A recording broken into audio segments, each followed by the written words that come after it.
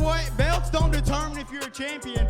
Every night you're in the gym, when people ain't watching, every time you're running miles and people ain't watching, that's what determines you's a champion. I put my time in, and that's why I'm successful. That's the ultimate goal. It's just, if I could change one kid's life, I'm good, What can we expect from you? People gonna love me.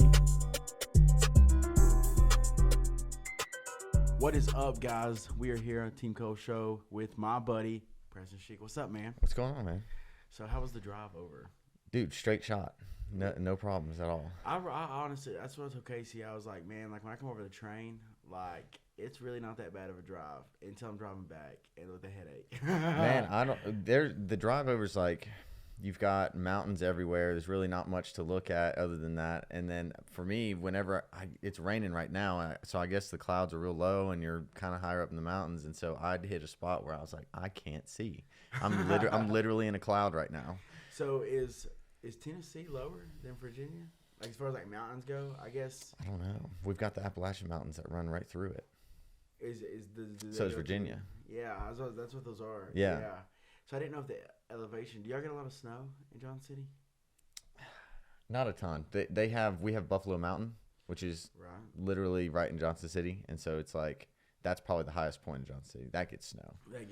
Yeah. That was when I was in Vegas. That's one thing that was crazy is it's in the desert, so it was cold, but you didn't get much snow. But there was a mountain that kept snowing. I know exactly what you're talking about. The whole time. Yeah. The whole time. We seen it every day, and I was like, dude, what in the world? I was like, dude, you can go up there and ski and snowboard and everything. That's crazy. Okay, so 4-0. What's next? Another fight, man. When you put on fighting? I don't know. So right now they're doing March 11th in what is that? Freedom Hall. Yeah, I'm trying to get on that. You trying to get on that? Trying to get on Dude, that. I want to get on it as well. I just I jacked my hand up in my last fight, and so trying to get that right before I can actually fight again. But I'm still training as if I'm going to fight March 11th. So I really want to be active this year. 4 fights, hopefully. That's getting busy. So that's realistic, man. Listen, back in 2021, I fought. Literally, I had 4 fights in by June. For real? Yeah. So my goal was just fight as much as possible. Which that's the goal again this year. Mm-hmm. We tried to get an MMA fight for January, but we just couldn't find no one. And I'm in the middle of wrestling season. But honest to God, I could probably call out the punch that probably hurt your hand though. Probably. I was backstage looking through the curtain, bro, and dude, that thing was nasty. It was nasty. Dude, I know you're more of a tall, lanky fighter, but that is one thing that, dude, I think people looking at you, of course, if my first look at you, I would think oh, he's long, probably sit back, piece you apart and stuff. But people don't realize the power you do have. I've sparred you, dude. It's very deceptive. Yeah, it's not deceptive just in fighting in general, but usually I've had this conversation with a few other people where it's I don't look the part of a fighter even. So it's whenever I understand that 100%. Yeah. I get that. And so people wouldn't even know I was a fighter unless they actually knew me personally, which is, I'm cool with that. Keeps me out of trouble and I'm undercover, exactly. And so and then when I get in the ring, people see how I'm lanky and even still, I think it's so crazy that I've been fighting for so long and people still think that I'm not gonna knock him out, or I'm not that strong, or he knocked that guy out, he ain't gonna knock me out. And then it's I sparred you, dude, it's one thing that you really do have going for you, bro, is your range management is unreal, and it's you pop, pop, pop, pop, pop, and all of them are stinging the whole time, bro. Stick and move, man. Stick and move. Dude, your stand-up really is impressive. No joke, dude. But the first time that I ever looked over at someone and was like, dude, he's freaking good, was at the Bellator show, because I got seen you kickbox. I seen you knock that dude's tooth out, and I was like, dude, that's awesome, But you really don't know. There's always that fight that you look at and you're like, dude, he's good. I think mine was probably Matt Foley, there's the defining moment, I guess you could say. Yes, bro. When I seen you, because Ava, bro, is it Ava? Ava Mai, bro. Yeah.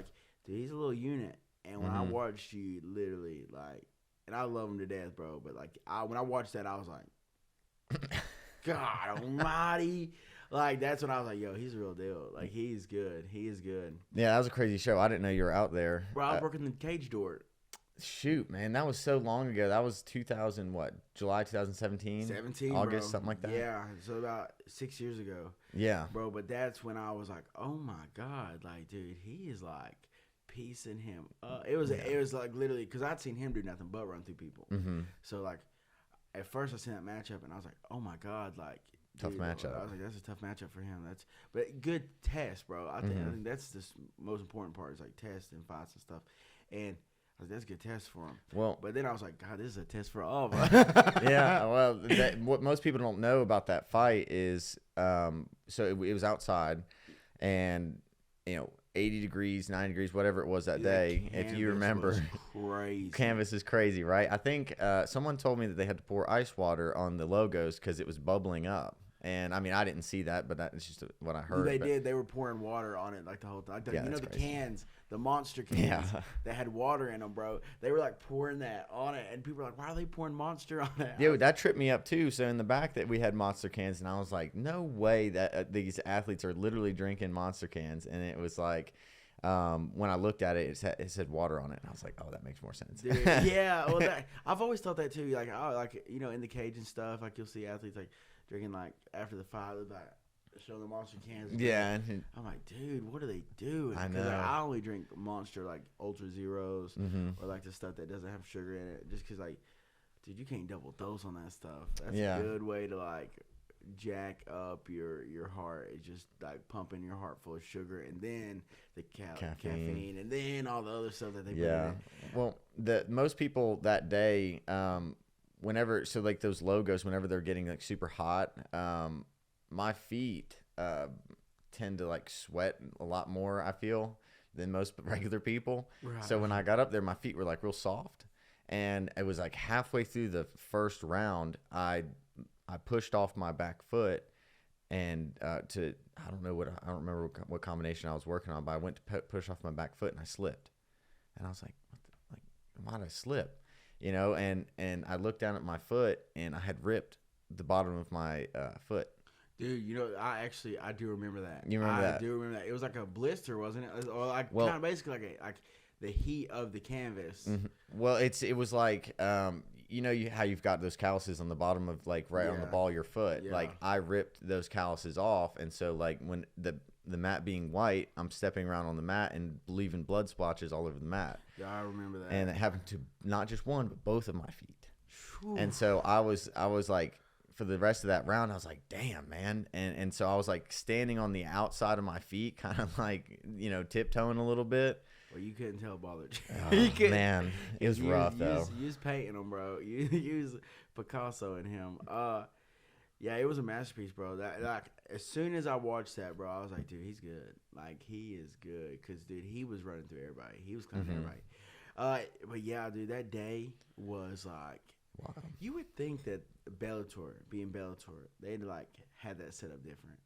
Like, you'd have thought like tents and stuff, because y'all Showcase does the one down in Greenville. I think it's set up perfect. It's hot, but it ain't. It's under tent, it ain't like crisp, got some shade. Dude, the heat on that canvas, it's crispy, bro. Man. There was another fight, the middleweight fight, with like Brandon Bell and I call him Willis, but his name's Ben Sargent. But like, dude, he got took down, and like he was laying on the mat the whole time, and I was just watching. I was like, oh my God, like that'd be terrible. Yeah, like I can't believe. I mean, yeah, no.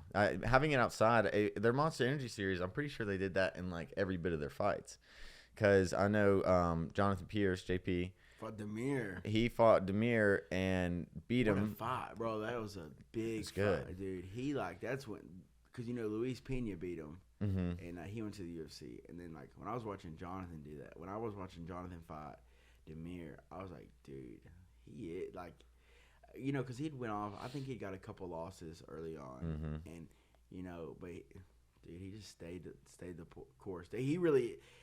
He's the same age as me, but he really is, like, an inspiration just for the simple fact of, like, you see, like, the losses are okay. Losses help you grow, even on the early scene, because, like those people that may have lost, they may not be in the UFC, but he grew from them. So some people grow from losses, some people didn't. So watching him do that, dude, and then like just being in the position I'm in, I've had a couple losses, but I'm like, just keep fighting. Yeah, that's all it is, man. As long as you learn something, it's like you don't lose, you just learn. You like learn, that. yeah. That's right. That's what a lot of people say. So, I mean, he's learned, grown, and now he's killing it and in the UFC. But I mean, even Bellator brought him back after that fight. I think for what is that, Daytona? It was another race. It was in Florida. Talladega is in That's Alabama, bro. Yeah, that's it. He done good in that one, bro. That was outside at night.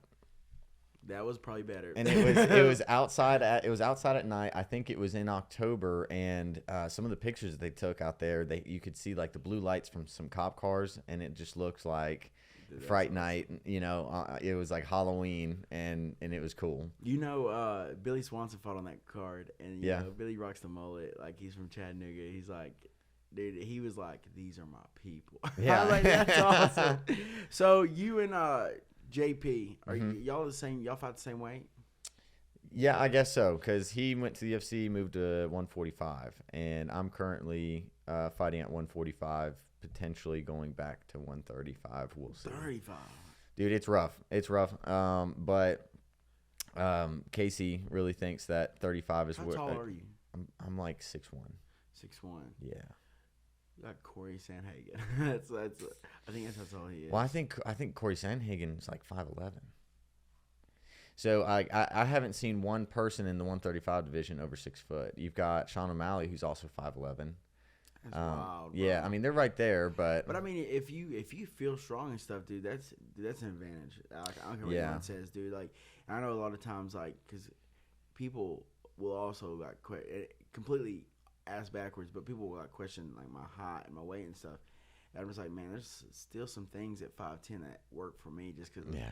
How many sparring partners people are getting that are 5'10" that they can literally practice with, that are gonna do the same things I do. So it's like, right. So no, bro, it's gonna be hard for people to get like smaller guys that are 6'1" to spar with at that level, at how good you are.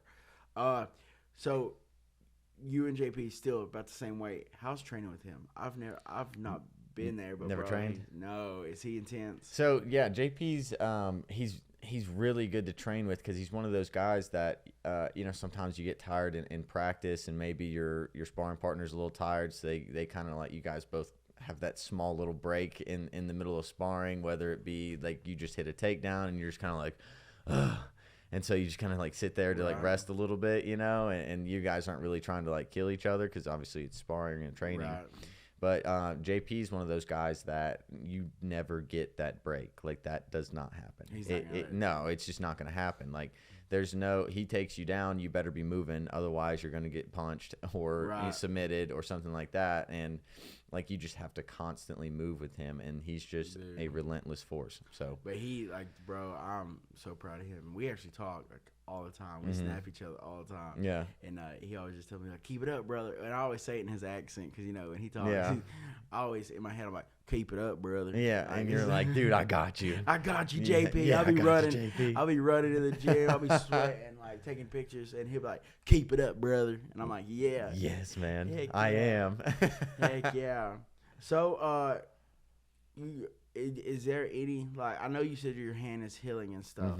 But, like, is there anyone that you, like, see on the regional scene that you, like, would just want to, like, test the waters with? Like, you just see it and you're just like, or is it whoever comes? I don't know. It's just whoever comes. I'm not really... fights are hard to get. Yeah, fights are hard to get a lot of the times. And it's, for me, I don't... If you want to fight, let's fight. Like, I don't, like, single anyone out. I just kind of go with the flow. And usually when it comes to fights, like, Casey will usually say, hey, what do you think of this? I'm like, sure. You know, whatever. Or, you know, no, like, let me fight later. In the back, last fight, I don't know if we're allowed to talk about it, but I remember you walking in, you're like, I'm fine. Let's do it. Like, yeah. But, dude, fights, I feel like a lot of fighters that fight, like, especially, like, in the regional scene, or just, like, honestly, just around the country, it's like they're not really about it like that.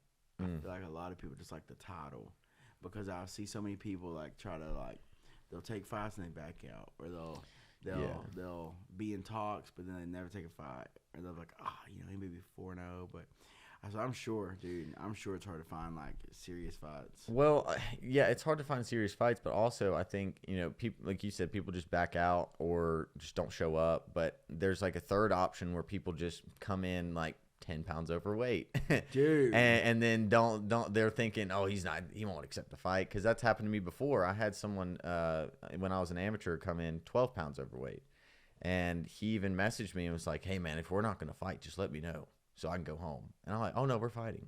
Like, I accept the fight with you. You're not going anywhere, buddy. Like, we're fighting. Dude, there's some fights on record that like show that I fought super heavyweight, but like I've never spoke on it. So people are like, dude, like, like you probably never don't need to be fighting super heavyweight. I'm like, first of all, I weighed in at 265.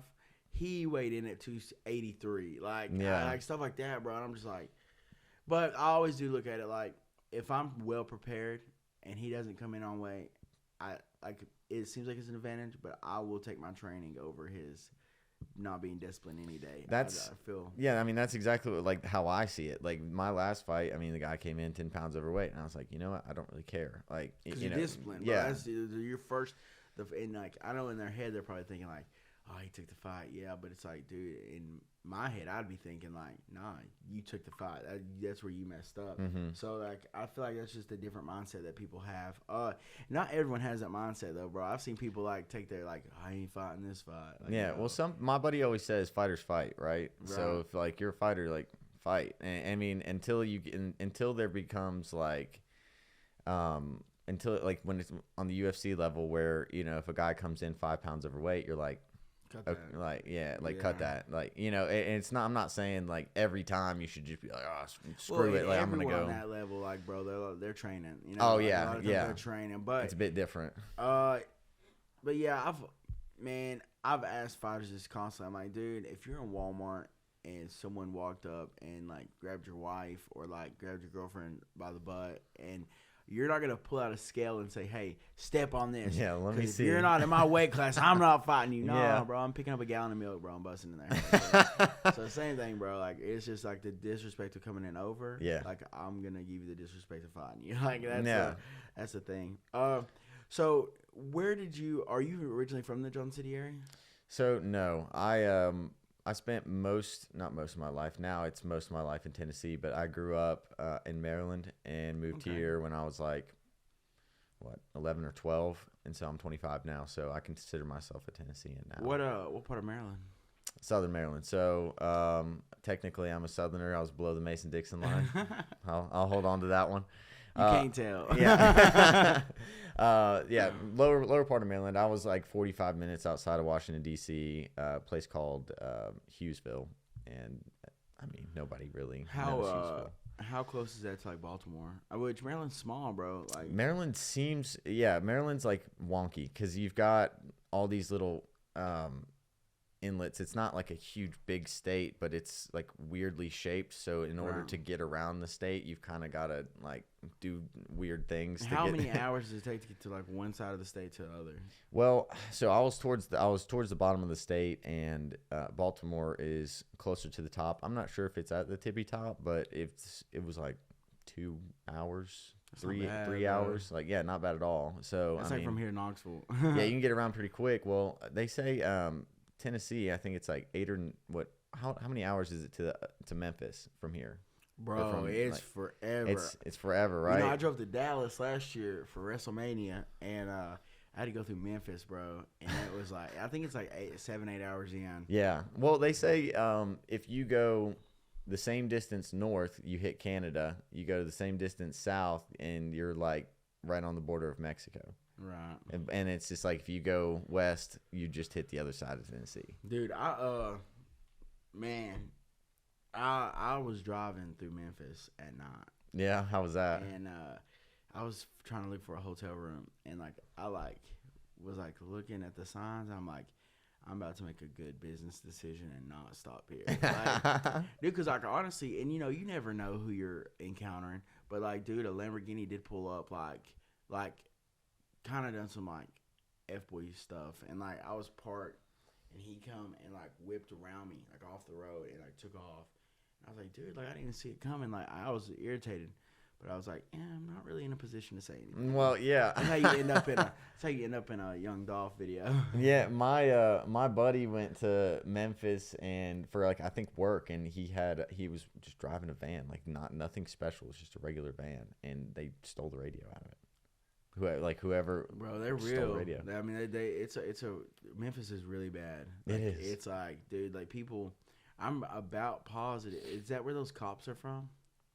They just got in all that trouble. I think. Honestly, I think so. Dude, It they're might lucky be. they didn't die. Like they're lucky they didn't die. Yeah, bro. dude. But Well, it is very and I can say this because I am African American. I know you're not. We're looking at the camera right now. I can say this. It surprised me that it's 5 black cops. Like, Yeah. so that does show that it's not a race thing. It's like it is a police brutality thing. So. yeah. But Well, they're about to go to. I mean, they'll They they'll about to probably get hit the- prison yeah, system yeah, they and about see to- what's up. they will probably go to prison. Like, or yeah, second degree murder, bro. Like Mm-hmm. they will, dude. The way that the prison system works, because I worked in the prison system, they'll probably go to a prison that holds cops. I didn't know those existed. Dude, They got a that special place for 'em? They have a special prison for them. Have a special prison for them. Now, sometimes like some states don't have it. Like I don't think the George Floyd guy, I don't think he's in a special prison. But He's probably going through it. he's probably in solitary. Yeah, Like, he's most probably, likely. Like he's not out in population. If he was in population, bro, he would not survive. Oh, no Not a way. chance. Not a chance, bro. I can only imagine what solitaire does to you too. Like it affects your mind. Bro, it is a mental thing, and like It's crazy. just working in there, bro. It's honestly like being by yourself drives you crazy, but having to deal with like the officers too. I'm on, dude. I don't even care to come out on record and just say like there's a lot of people in there that work there that are pieces of shit, bro. Really? They're terrible, and that's what I said on a Facebook post. I was like, the 2 things that I regret about 2022 is not giving people the time they should have and going on ESPN and lying about the prison system. So, they just, bro, they're stuck in their ways. A lot of people get authority that have never been in that. And they get They run authority with for it. the first time, bro, and it's like a power trip. Now, there's a lot of good people, though, that work there, too. But, dude, you can definitely tell them apart. Yeah, I mean, there's good and bad in everything. Like, I mean, depending Right. whatever like profession you're in, there's Right. good and bad. So Oh, these guys are terrible. And those guys are just- it's not bad, bro. There's some terrible people, bro. But it's like I said, it's one of those things, though. It's just like being a police officer, though. It's like when you put on the uniform, bro, they don't see no different in you. Mhm. Like one person's done them terrible, so they all think you're terrible. So right. with that, bro, it's like if you wore that police outfit and now you're in prison, bro. Especially the way the inmates' minds work. Like, Yeah. if I had to think about it, if I had to like really pick apart like a brain and think about what would happen, it would be like I'm serving life in prison. He is the cop for the George Floyd thing. If I can do something and get known, it's like the guy that killed Jeffrey Dahmer. Oh yeah. Like, dude, he is now he is known for that. Yeah. So that being said, it's like that'll be their patch. Yeah. That's what they got. So. What's one of the craziest things that you've seen whenever you were in like working in the prison system? If you can talk about it, I can't, dude. I don't even care. I'll talk about it just because Let's do it. my bosses are, dude. But one of the craziest things, bro, is I went on lunch. Yeah. And I come back and I had gotten into some trouble because I messed up count. So for punishment, they put me in medical, which is definitely illegal. They're not allowed to do that. And so for retaliation on them, they put me in medical because where we work at a level 5, bro, we work with like a lot of mentally ill patients. Mhm. And dude, like you just see everything. So like when I'm back there, bro, I'm watching people swallow like batteries. Oh my People god. like eating their feces, bro. Like that was Oh normal. my god. Normal, bro. Covering themselves from head to toe, eating it like that's normal. The first time I ever seen someone do that, I was like,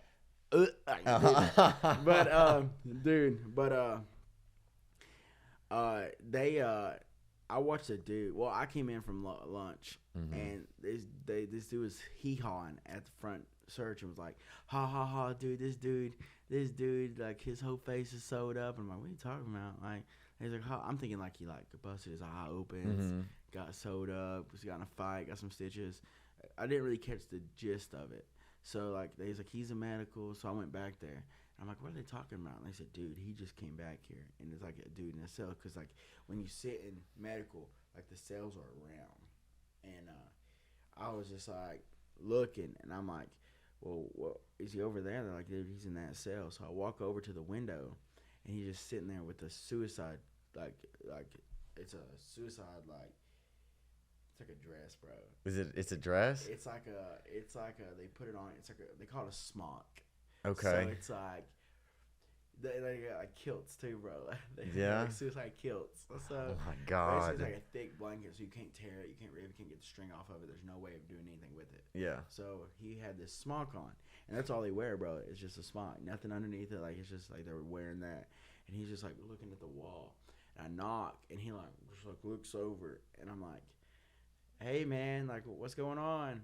And he like just shakes his head. I'm like, "Come talk to me." Like, I'm like, for real, come talk to me, because I'm not the type of guy that's gonna egg you on. I'm not in there trying to like push people to the brink of death. Like, dude, I don't care what you did. I'm not looking up your charges. When I signed up for that job, my job was to feed you, water you, make sure you don't kill each other. Like, so I'm not gonna make it worse because that's not what I signed up for. That's not what the DOC. Like, my job title was one thing. People went in there and done another. Yeah. So I wasn't trying to bug him, and I think that he had probably seen me out like on the floor and stuff. Probably seen how I walked and talked, and like knew that I was like fair, like firm, fair, and consistent. So I walked to the window. He walked to the window with his head down, and I'm like, "Hey, buddy, like look up at me. Up at me. Like I'm trying to see what they're talking about." He looks up at me, dude, and he had took a staple and took like string out of a blanket and sewed his mouth and eyes shut. Yo, what? Dude. How do you do that? Dude, sewed his mouth and eyes shut. Like, so, like, when I seen that, bro, I came home and, like, I was dreaming about that for a couple, like, little, dude, because, like, you see that image, and then, like, that image plays a certain role in, like, your mind. Right, so, like, your mental. Yeah. Dude, but I reached out a couple times asking for help as far as, like, because I was starting to have nightmares pretty bad, and I was basically told by a sergeant, like, I don't know how to get help. I'm not a pussy. And I was like, oh my god. That's ultimately what led me to leaving, bro. Yeah. Is I was just like, you know, I got too much going for me, and I don't need to be like sitting in my bed like scared to go to sleep because, you know, I don't care how tough you are, bro. It's like when you start to get those like crazy like. Yeah, you start thinking about that stuff at night. It keeps you up. Like That stuff's real, man. I was, listen, and I would work night shift, so I'd come home in the morning when the sun still rose, and then have to sleep during the day.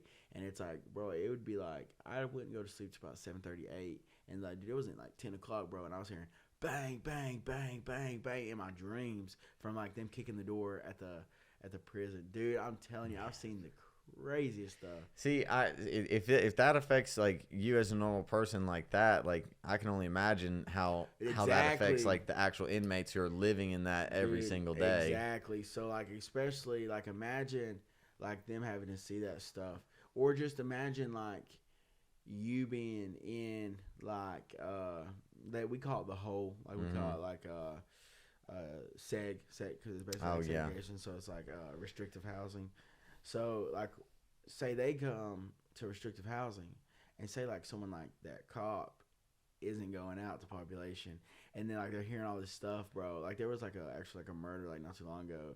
And so when they got to the cell and done a search, dude was laying on the ground, like, beat to death with, like, Cheetos. So he got crushed the Cheetos up and put them in his face. It's like, oh, my God, man. So you're, like, so then, you know, you're in there because you're scared to go to population. And then you're having all these people come back telling you about, like, these murders, these fights, these stabbings. And you're like, I ain't going out there, bro. No. I'm not going out there. Man, I probably watched too many, like, prison videos, shows that probably more than is really healthy. But, like, that whole kind of thing just really intrigues me and interests me, and for whatever reason. It's like some people are interested in serial killers, and like some, you know what I'm saying? Well, you know, there's serial killers in that prison. Like, is there? Yeah, well, it's a level 5, so it's level 5. I guess that's the worst, right? Yeah, well, level 5 and 6. Oh, okay. And it's like S, and dude, like, yeah. So like the way that it works is there's 2 sister prisons. It's Red Onion and Wallens Ridge, and they hold. Red Onion's in Pound, which is like right over there. It's like literally 15 minutes that way. Yeah. Wallens Ridge is 15 minutes that way. So when inmates act up, like, and do something wild, they'll switch prisons. And like, dude, it's all the time. Like, say a lieutenant gets hit or something, they'll switch prisons. Like, they'll bring them to us, and we'll send them over there. So it's like, bro, you're getting like crazy stories all the time, because like your worst inmates over there are getting shipped over here, you'll look up their stuff, bro, and it's like someone who may, or like a out of state compound, which is like a state like say like over in Washington or Hawaii or something, like they will pay us to keep their inmates. Really? Bro, yeah, they're that bad. Like Virgin Islands does that too for us. Like they pay us to keep their inmates. Man, does anyone's like escape through transit? Not a chance. Bro. Not a chance. It's dude. If they escaped Wallen's Ridge, it's an inside job. Yeah, it's an inside job, bro. It's so secure. I will say that as far as security goes, they're the most structured prison Dude, I went to Augusta and worked, and that's a jungle, bro. Right. Like, cause it's like a level 1, a level 2, and like they're just out all the time. Like you ain't gonna talk slick to one of them inmates there because dude, they're all out 24/7. Like it's catch you in a dark corner somewhere. It's wild, bro. But like at Wallen's Ridge, it ain't like that. It's very structured. Which because they have like that. They have like that image about them. Like there's been like a lot of crazy stuff happen. But like I said, as far as the structure goes, though, bro, I did like that part of it. I did like the fact that like inmates respected you because they knew where they were at. Yeah. But then the ones that were acting out, it's like some of them were just turds, and then some of them you're like, I get it. Like, I'd be mad too. Well, you talk about like the mental state of some of these inmates that get put away for, murder and everything else. Like, but also as fighters, obviously we're not like killing people and like crazy like that, but there is a level of craziness to us because it's like, well, who in the right mind wants to go fight and get beat up? Right. And so, I don't know. I feel like there's a little bit of like everyone has something in them that could like potentially make them go off the deep end. Like I feel like you can take a perfectly normal people, put them in the right situation that's bad enough, and then all of a sudden they're in prison. Dude, and like under the right circumstances, anybody is capable of anything. That's what I'm saying. I don't care what anyone says. Like, dude, I tell everybody, I've said that forever because my major in college was psychology. Like when I was going, that's what I was gonna major in, and dude, and it's so weird. So it's funny you align that with fighting because you said that we're all crazy. So out in public, when you're walking around, you don't have to say anything, but it's like you just feel that like if something was to pop off, like you're just like I could beat him up. Yeah. Just in your mind, you're just like I'm not worried. Like I'm not worried at all. Well, it's the same thing out in public, like with a killer. If someone has committed murder, it's like they're looking around, bro, and they feel some type of alpha male because they know that they don't care to take a life. But when you take them fighters and you put them in a gym full of other fighters, it's like they're all kind of calm. It's like they're all like structured. Bro, in a prison system, when you take a murderer and you put him in a pod full of other murderers, he doesn't feel like that. It's crazy how they act when you put them all together. Well, because it's the energy, right? It's the energy, bro. They're not killers at that point. They're like, they're with their people. Like, they're with other people who do, like, the same stuff they do, bro. So it's like, fine. It's like in a gym, bro. When you walk into the gym, now there may be someone in that gym you're like looking at, like you look at like Jonathan Pierce, like, okay, like he's the man. Like, So like you look at people in a prison system, of course there's someone who runs the pod. But as far as all of them together, it's not like one person can be like, hey, I'm a murderer. No, we're all murderers. Like, so they act right. They act accordingly, bro. Man. It's crazy. It's crazy how that works. And I was reading up on that one time on the internet about how like that correlates with each other because I noticed that in prison, and there was like a big thing on that. It's like they act. Big study. It's like it was like the crab effect too. Have you ever heard the crab effect? Mm-mm. Okay, so this is how either why riots happen or don't happen. Okay. So the crab effect is basically when if you put a crab in a bullet pot with no lid, it can crawl its way out. Mm-hmm. But if you put two crabs in a bullet pot, when one tries to crawl out, the other one will pull it down, and that's vice versa. Yeah. So it's like in like a pod, like full of inmates.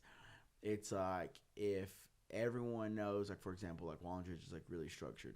So it's like people know. So you'll get inmates there that are new, that aren't used to that life. Like they're used to like that wild, crazy like life. But it's the fact of like one will try to rise up, but the other crowd will say, "No, don't do that." Like, and like basically like it's the crab effect, bro. It's like they keep because of like just being there for so long and knowing how structured it is, like bro, they bring them down, and it's like that's why it's like that. But if you go to like Sussex, which I think they shut that one down, but Sussex one, bro, like officers were getting stabbed left and right, officers were bringing drugs in, like dude. So it's like that's the crap. So it's like you may come in and they may put you through the academy and tell you how things are supposed to be done, but then it's completely opposite because it's not the inmates now, it's the officers.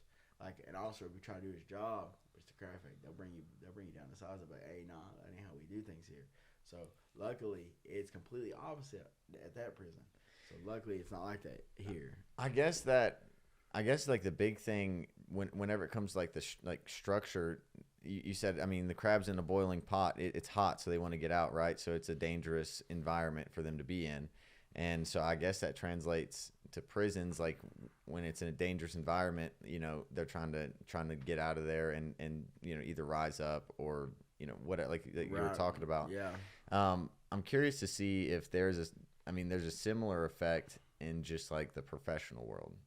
You know, people that go to work every day, and because I always think people try to separate themselves from inmates and just like bad people, right? And so like in the professional world, it's kind of like, you know, you have one person that's trying to move up in a company, but you have competition. Yeah. So why, you know, do you guys pull each other down, or you got to try to work together for the betterment of the company? Like how good's that structure? Oh, as far as structure goes, I'm just talking about like we're all on the same page. Yeah. Like as far as like, you know, some people be like, oh, I don't want to write charges because, you know, I don't want to do the paperwork. It's not like that there. Like they're like, no, if you mess up, like we're all together.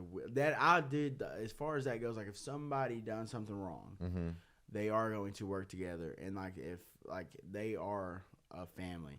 But as far as like, for example, like I'm just naturally not a peckerhead. So like so I like generally like it ain't that I'm just a nice guy. But like a lot of times like in that environment, you know, especially, you know, being where I'm at and certain things about me. Right. They would always be people that thought that I was fraternizing, and I would be like, no, because the fraternizing is like what I wouldn't do to every other inmate. What I'm doing right now, I would do to every other inmate. Like I would literally talk to them, ask them how their day's going, like stuff like that, because you got to know in that environment, you have to know exactly what's going on and how people act, because if you never take the time to know your inmates, you'll never take the time to know when something's going to pop off. Right. And, dude, I honestly, like, my other officers would always, like, crack jokes and stuff and, like, say certain things about me. But I think, and not even being cocky, I think I was a good officer as far as, like, going in, making sure the energy in the pod, being positive, not trying to, dude, my job's not to make their day bad. But some people just don't understand that. What made you want to do that in the first place? What brought you to go and apply for that kind of job? Honest to God, it was a career. I just had my daughter, and I don't think I fully believed in myself in fighting. I truly think that. I think that I was to the point where I knew I was good. I didn't know how good I was, and I would just didn't know how much I really wanted to believe in myself. And I think that is a big thing. I think that just sometimes when you're in that moment and you're going through your career and you're like on the build up, it's like you'll have self-doubt. And I think at the moment when I took that job, I had a lot of self-doubt, and I knew how far I was from the UFC. Man, I'm glad you said that, because I think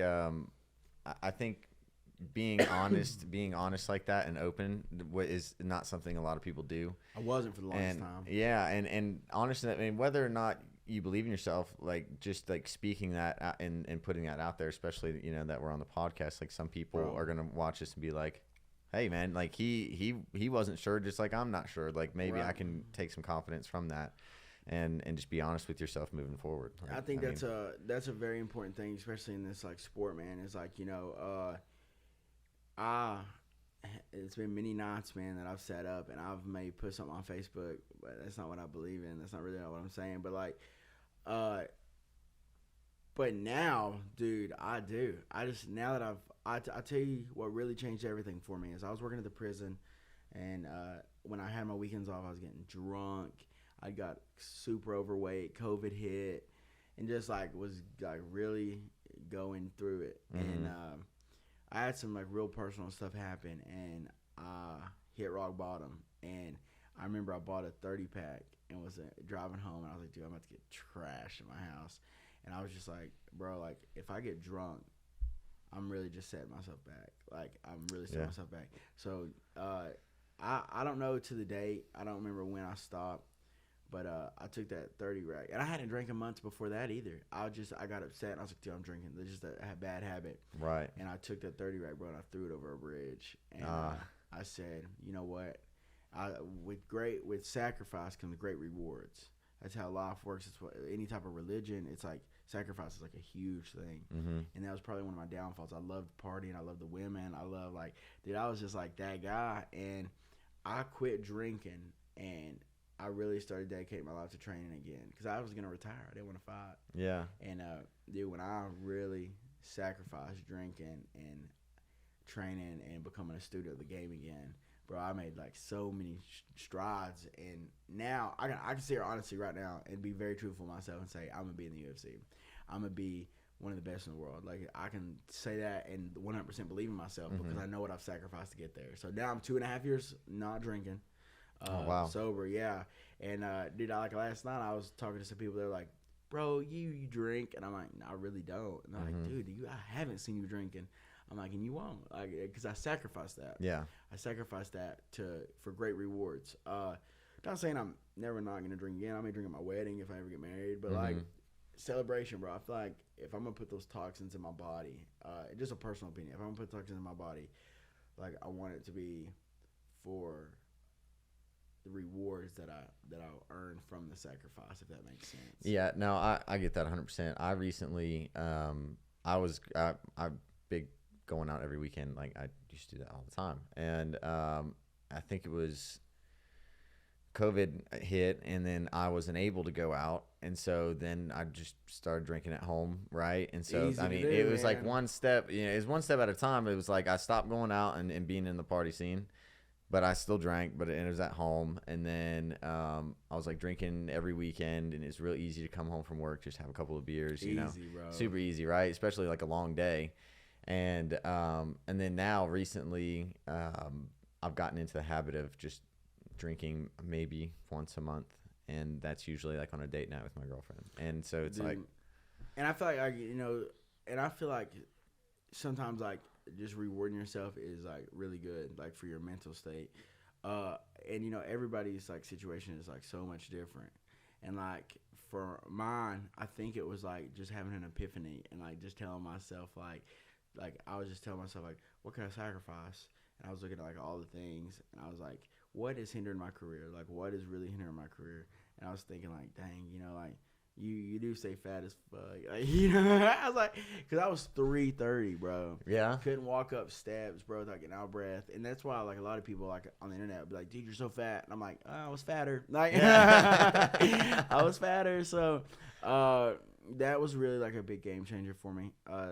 It's just the believing in myself and doing that in order to obtain the bigger picture. So no, I definitely have sat back and told myself like there's no way I'm gonna make it. Well, man, I think some people, like whenever you're just like consistently like drinking and that's just your baseline, like that is normal for you. And I think what most people miss is like, well, I'm drinking, getting up the next day, and I'm still able to function. It's like, okay, but how well are you functioning? And that confuses people. Some people don't realize whenever they're just used to functioning at such a low level, whenever they like, especially drinking too much the night before, all of a sudden you've got a hangover, you're throwing up for the first like 2 hours of the day, like all things that I've been through, and just being like, oh, I'll be good by middle of the day. And it's like, well, dude, you just missed out on half of a day. Yeah. And like not just with fighting, but like in life in general, if you've got stuff to do, or that if you're trying to like make something of yourself, and missing out on that much time can really affect you. And especially when like during that time you don't think clearly, and most of the day whenever you are hungover, you don't think clearly. It's all cloudy, right? So it's like, even the mental benefits from all that's what I'm saying. Yeah. Like where people, it's like, they don't understand mental clarity the same way because they haven't felt a specific type of mental clarity in a long time. because like they'll think if you're drinking all the time, they'll think, oh, I haven't drank in a week, like I'm clear. It's like, no, man, like give it like a couple months. Dude, it is so I got some friends that drink like fish, like Yeah. they'll drink like it's like their water, and like sometimes I wonder, because and dude, and like we see people like, for example, like John Jones who drinks. Or not even drinks, but just like does whatever he coked does. out. No, the weekend before beating someone's ass, like. Dude, but it's like you really sit and look, and it's like, I had a dude tell me one time, what am I? I'm not gonna call him out, but I should. Yeah. And he was drinking like crazy, and I just told him, I was like, bro, like, have you ever thought about like stop drinking? He said, no, I really have not. And I said, bro, like, your fight career is not the best. And he was like, bro, John Jones does this and, like, is a world champion. I said, bro, you're not John Jones. Yeah, and you're like, true, but you're not John Jones, which is scary to know how good he is and what he does. Bro, like, if you even look at his physique and everything, it's like, bro, what is he? Like, he is on another level. And, like, probably does not take care of himself. Probably... If he's doing crack, I'm sure his diet's not good. Right. Well, it's just like, I don't know. I think everyone's time runs out. Like, you can be the greatest of all time, sure. You can be John Jones, Michael it's Jordan. Hourglass, bro. Yeah, your time's ticking. Like, the same thing where I feel like even when you're in the gym and if you do a lot of hard sparring, I feel like your chin only has a certain amount of punches it can take. Right, and all of a sudden, like you get into the cage after training your ass off and taking really hard hits. You get in the cage and your brain's like, I've had enough, and you get knocked out with something light and nothing crazy. And it's just like, I think you see some of that stuff where like Luke Rockhold, where I've seen training videos of him like just going hard, like crazy, and then like one day he just all of a sudden everyone's knocking him out. Dude, you know what I mean? Do you think that it is like the repetition of getting dropped and stuff, or do you think that the time between when you've like say like these fighters that get knocked out and they come back too soon, like in practice getting hit? I think it can be both. A big correlation, like a big correlation. Like it's like maybe your brain hasn't completely healed from a concussion, so it's like the more you train, the more you stay at like. Because I truly believe that like a lot of people, like especially in the gym. I believe like every fighter's probably had a concussion. Every fighter. Got to be. But I think that a lot of times like people will get like knocked out, dropped, or whatever, and I think that they stay at a minor concussion for so long. I think that's really what. That's just my theory. I'm not a doctor, but I'm telling myself all the time. I'm like, bro, like I know people who literally got dropped and knocked out and then come back on Monday and like train. I'm like, bro, that's crazy. Yeah, no, man, you got to give yourself time to heal. Like I can't, say if it's specifically from, just not giving yourself enough time to heal. I think that there just becomes a certain point where you've just had so much trauma to your head that it's like your brain's just like, dude, I'm done. And like you see chins like Donald Cerrone. I love Donald Cerrone to death. Like I love watching him fight. But after so many years, like you just. Well, he probably doesn't have like respect for like the kids he trains. You know what I'm saying? Like he probably gets like knocked out and comes back on like Monday and like is sparring with these guys. And even if he's not getting knocked out by these younger guys, it's like just taking them shots like over and over again. Like I said, he probably walks around with a minor concussion. Sometimes that's the culture too.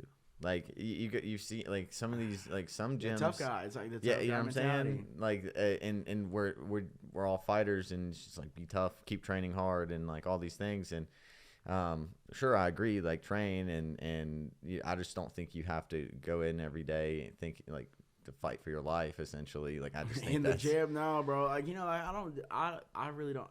My like workouts, pad work, bag work, wrestling workouts, that stuff. Like, I am super intense when it comes to stuff like that. When it comes to sparring, like, bro, I don't spar that much because it's just like, I don't, like, I spar. I get my rounds and make sure I'm in shape for my fight, but I'm not trying to, like, walk out of a gym thinking, like, I'm foggy. Like, the honest to God. 2-day, 3-day headaches. The hardest sparring I get is with Cody, bro. Yeah. Like, that's the Sundays I come over to Oxnard, bro. That's the hardest, which that is a sparring day. But that is like as far as like my head being foggy, bro, like those are like Last time I sparred, bro, I just wrestled him. I said, no, not doing Well, that. Cody just has so much weight behind his punches. Like I don't even know if he is so good, bro. and he's good, and I don't even know if he means to, I throw don't even hard. know if he realizes how good he is, bro.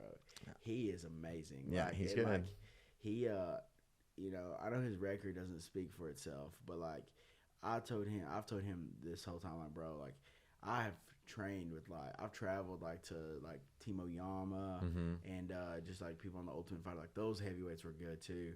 And I'm like, man, like you could be right there. Like he's good. I wonder if he's gonna transition to heavyweight. I seen that he took a heavyweight fight, but I guess the guy backed out. Yeah, but I've never sat down and talked to him about like what he wants to do. I don't know, bro. I think that like he has the frame and the athleticism to be a heavyweight. I know like he likes cutting to 205 and. I don't know how he feels when he carries like the 230, 240 weight. But yeah, like, bro, like, dude, he still hits like a truck. Yeah, he jabbed me and I took it. That's what made me take him down. Like, dude, he like, jabbed ow. me. He jabbed me and then he hit me like a 2-3 and I said, "We're wrestling." Yeah, that's cool, man. Yeah, we're not doing this. That was nice. I appreciate the hard sparring. Yeah, I'm taking you down. No, yeah, it's crazy, man. Yeah, but he is tough, dude. He really is. So, do you work now? Like, do you have a job that you do on the side? Yeah, I mean, me, like, just about every other fighter that isn't in the UFC, and even some fighters in the UFC, I feel like have like day jobs, But me, like every other fighter, basically has a day job. I do construction. We do new builds, home remodeling, and recently we've been doing a lot of insurance work, so mitigation stuff. Like if people have pipes burst or something like that, we come in, dry the place out, make sure it doesn't get all like moldy, and we build it back just the same. So is your hours basically the same every day, or like some? Yeah, pretty much. I mean, it's usually like 8:30 to 5. Some days it's 5:30. Other days, I might go till 6. 6 is usually the latest. What about like when you're in fight camp? Do you get off early to come train like at that 4 o'clock practice, or do you? I haven't made it to 4 o'clock yet. It's hard, man. Like I get sent from place to place. Yeah, I usually go to like night classes and stuff, and I need to be at 4 o'clock training, but it's hard for me to get there. And dude, I get it. Dude, it's when the bills need paid and fighting's not doing it. Yeah, I think that's what I think ultimately that's why I started working at the prison. I was like, man, I got a kid now. I really want to be able to pay rent. I got to be able to pay for a car. I didn't have a car until I was 24. So like, really? Or 25, I want to say. I was 25 years old. Dang. Didn't have a car, bro. So like I was like bumming rides like all my adult life. And then I was like, man, I really want a car. So when I got my job, I worked there for about 6 months. And I was driving my baby mama's car. Yeah. And I was like, you know what? I'm going to give me a car. So I put me and my buddy, we went and we put like $1,000 down, and luckily, bro, when I got fight of the season, I got that bonus. I paid it off. So that's awesome. Now I own my car, bro. It's a little piece of turd, but it's my piece of turd. Yeah, so, right. Well, that's like so I'm the whole like issue that fighters have when it comes to just affording just basic stuff that they need. That was like a big problem that I saw, and so recently I've taken some time to basically start a business for things like that. Like I'm very much in the infancy stages, but I'm using a clothing brand to take a percentage of the profits and put it towards a nonprofit that will help buy gear for gyms and fighters. Right. It'll be like one big sponsorship essentially.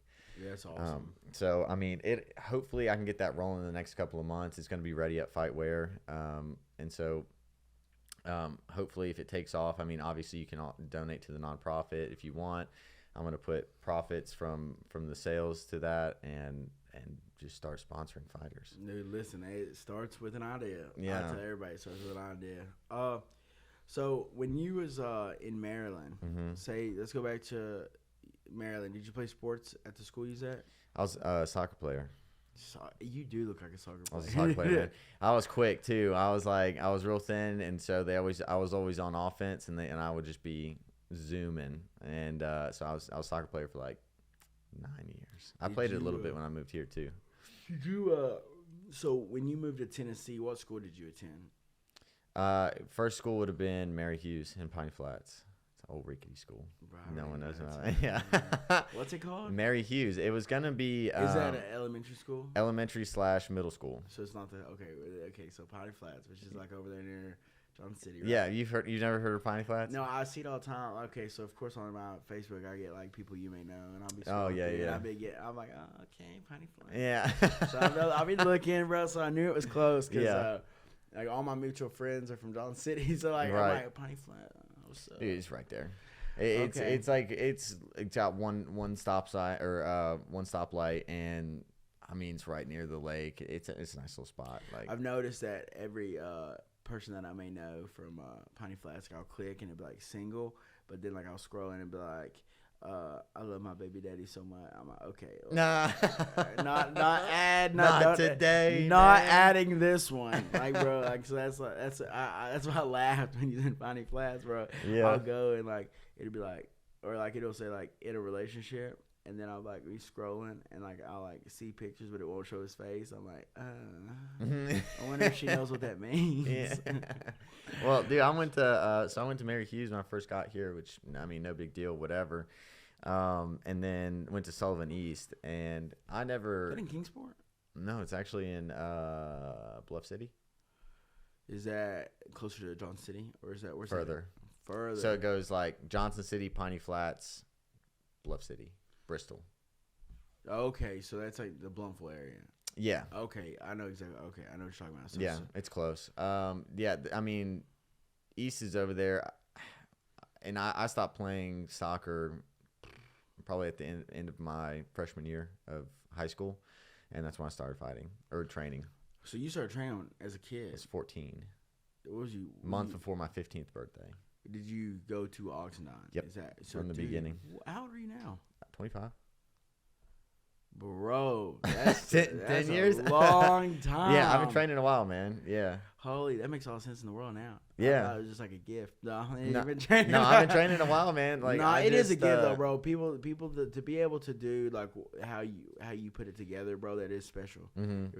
It reminds me of what Connor does. It's like like he's kind of out of it now. Now that he's made millions, he's kind of like chilling. Yeah. Which I heard he was the coach for the new Ultimate Fighter. That's what I saw. He got hit by a car the other day. I did. Did you Did see you not that? see what And he was like, "Oh my god!" Did you see what Dustin Poirier bro? Hold on, I gotta show you there. You're gonna laugh.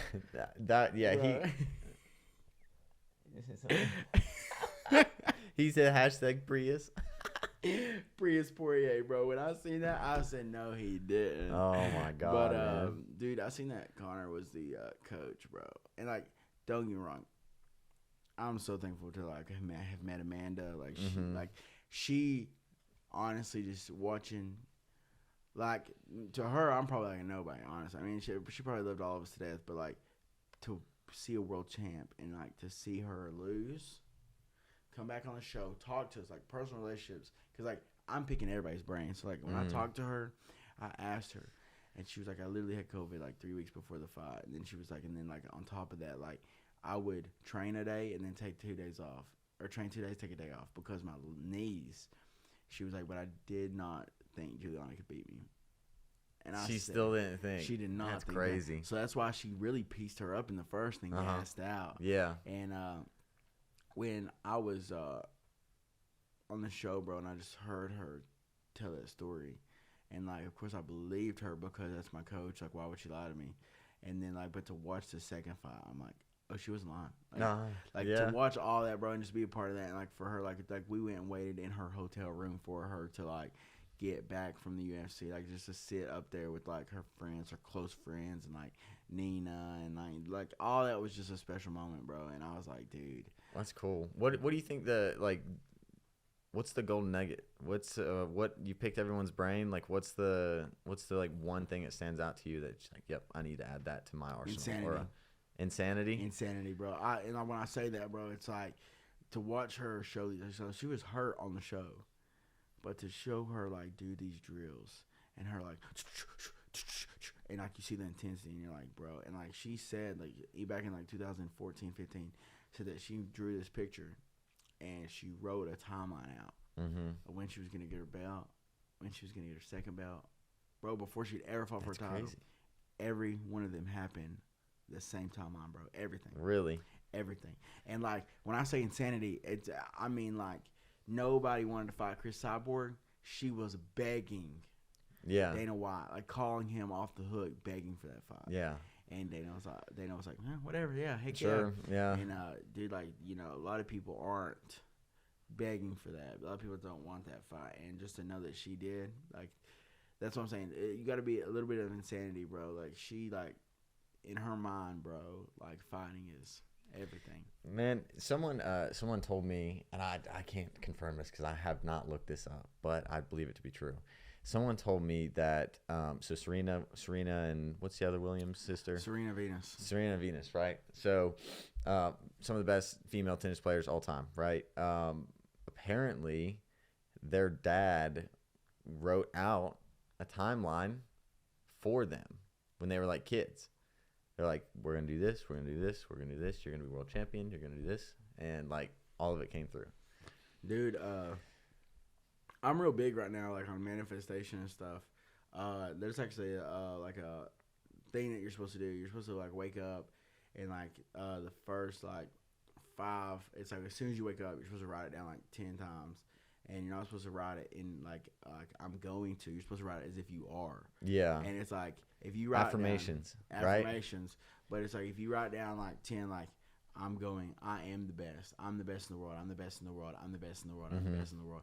You do it like 10 times then, 10 times around lunch. You do it because you're thinking about it the first time you wake up. You think about it midday, all this stuff, and then you write it 10 times before you go to bed. And you just write that over and over again, bro. And eventually, like, it's supposed to do something like with the energy, like in your body, like the way that you really carry yourself, you hold yourself and stuff. So you started that? I haven't started the writing down process. But, like, just when you talk about like, manifestation, like, I tell myself all the time, you're that guy. You're him. Yeah. You're and not even in like that. I know everybody's like saying, a cocky way. Him, but like I just tell myself like, yo, you're special. Like, and then like what I get and the way that. So like, dude, yesterday, dude started talking to me. Dude, I started crying because I was like, oh, shut the fuck up, like, you know, because it's like testing my manhood, bro. But like, he was talking to me and he was like, bro, I don't think you realize it. He was like, no joke, but like, someone told me that you was gonna go on the Ultimate Fighter, and I looked at them and I said, dude, there's no way. You know how many like heavyweights there is out there? Yeah. And said like they checked, they seen that the season was out, and they said that they went to like the MMA fighting.com and said that they seen like Chandler Cole, and like the reading my name wasn't a surprise, but when they seen Coburn, Virginia, they was like, huh, bro. And he said, dude, like, he was like, dude, I don't know if you realize this or not. He was like, there's people who play in the NFL.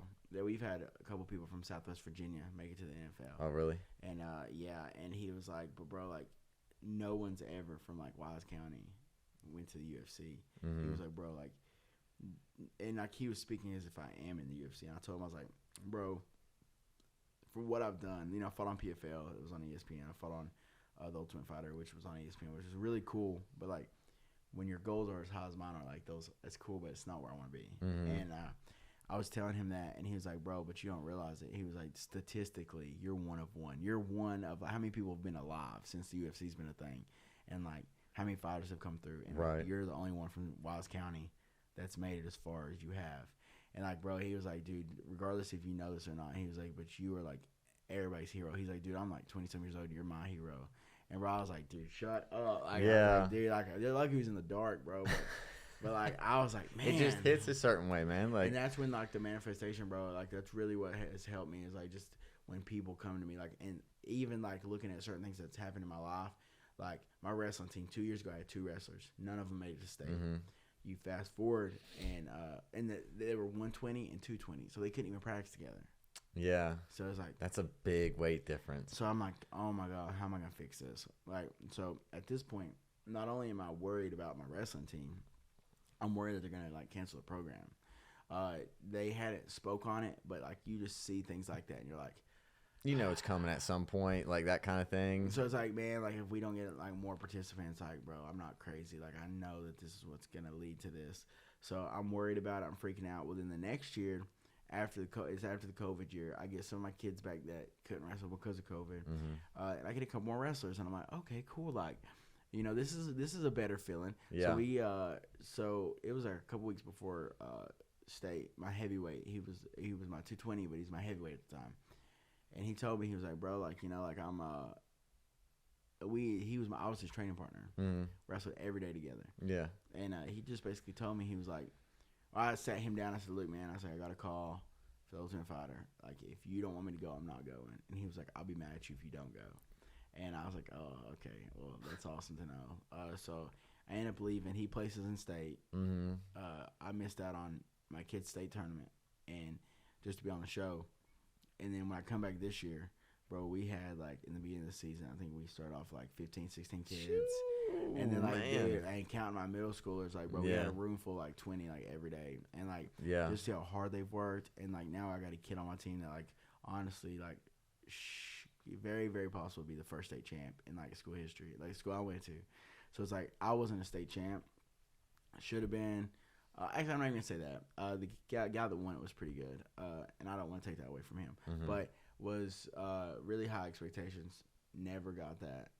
Always wondered, like, man, like, what would have happened if I was a state champ? Like, I wonder how much different life would have been. And to know that I've come back, I've started coaching, and now I get to coach possible state champ, bro.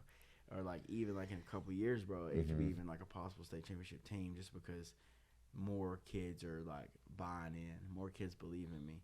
And the group of kids we have are phenomenal. They're awesome. So yeah, and you get to live through them a little bit too. A little bit, bro. But it's like when you coach kids and like your goal, like my goal is so like that's one thing I'm not selfish about. Like I want them to be way better than I was. Yeah. And like I give them a hard time, but I tell them all the time, like, bro, like you know, y'all there, y'all are right there. Like y'all could do great things. So they work hard. They believe in me. So.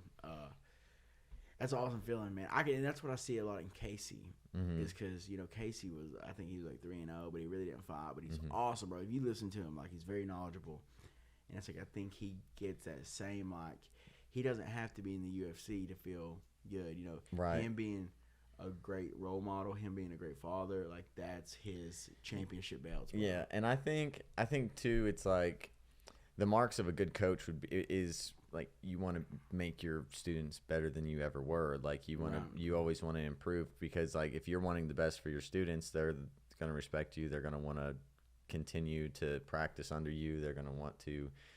They're always going to look up to you and just like trust the process. Oh yeah, for sure. So I mean, I just think that makes this is a mark of a good coach anyway. Dude, and that's I've been blessed with just a lot of good role models to be able to be around. You know, like Adam, my coach Adam. He's a really good coach. Nick, Casey, and like my coach that is my assistant coach was my coach. So definitely a lot of good people to follow off of. But man, honestly, I think we have covered everything. I don't know what else we could really talk about. Anything you want to talk about? No, man, we could just shoot the shit all day long. But Dude, you right? know, nothing. I feel good, bro. I feel like this is a really good place to end it. But I always ask this question. Okay, ask two questions. One, there's just one question. Okay, so Preston, version of Preston. If you could go back now and tell him one thing, what would it be?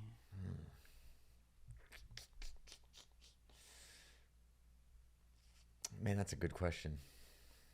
I haven't thought much about that.